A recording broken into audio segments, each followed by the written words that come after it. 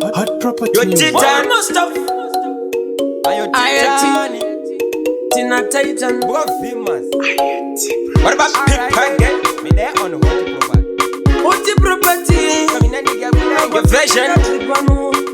Kare kare bataitamba tika malembe Tichiri kukura taitamba tika malembe Kare kare taitamba tika malembe Tichikura taitamba tika malembe Taitamba chisheru Nyangwe maneru Sata neguru Timangwanu Kafunga zangu se kare kare Shamtenda vade tichitamba nepweru Fumbunuka negoma tichiriza gitari Kandifungisa okuma kuwerere Kare kare bataitamba tika malembe Tichiri kukura taitamba tika malembe Kare kare taitamba tika malembe Tichikura taitamba tika malembe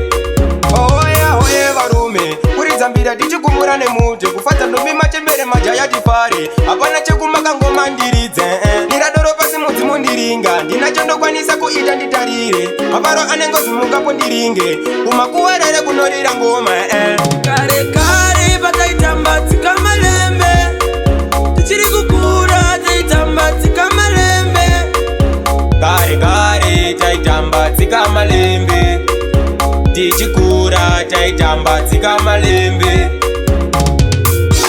Taitamba chisheru Nyangwe maneru Sata neguru Timangwanu Kafunga zangu se kare kare Shamtenda vade tichitamba nepwero Fumbunuka negoma tichiriza gitari Kandifungisa okuma kuwerere Kare kare bataitamba tika malembe Tichiri kukura taitamba tika malembe